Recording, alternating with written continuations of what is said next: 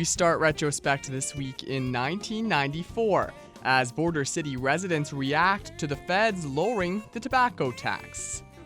It will now cost smokers less to keep up the habit. Today's move by the federal government to lower tobacco taxes by $5 per carton has many people across Canada fuming.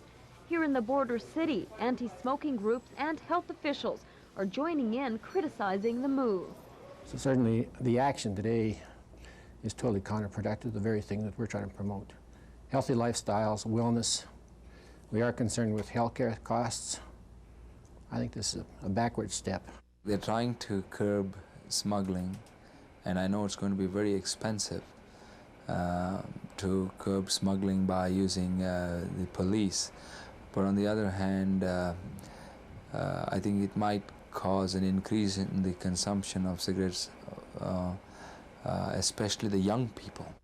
But the one group definitely not unhappy with today's move is young people.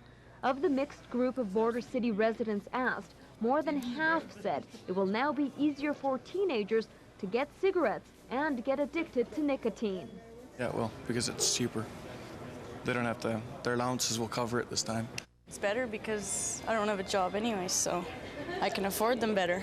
I think it'll increase, or not really encourage, but increase smoking, the amount smoked, for sure. It'll encourage them to buy more often. With just a few disagreeing. I doubt it.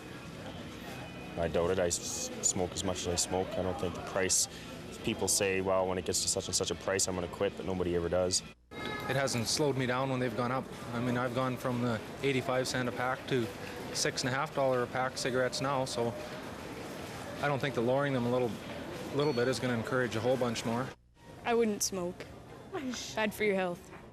As for the provinces, don't look for the Alberta government to follow suit.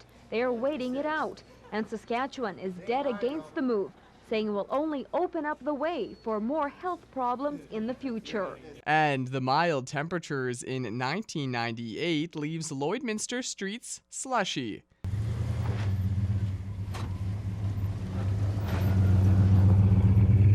No, it's not a small mountain. It's actually a rut on a residential street. The unseasonably mild January has turned hard-packed snow into slush.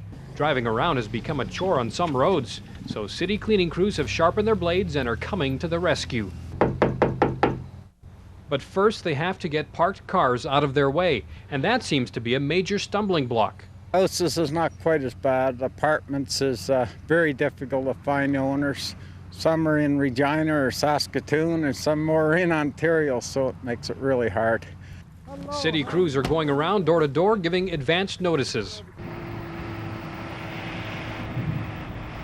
The trucks started in the southwest corner of the city and are working to finish up to Highway 17 and 36th Street.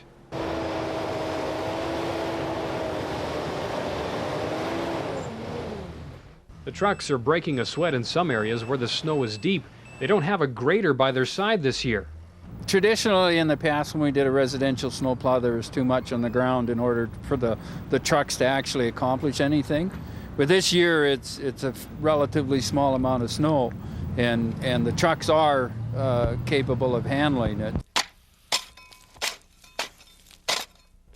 After the streets are done, it's up to residents to clean up their sidewalks and driveways. Some say that's okay and that the roads have been well kept all winter.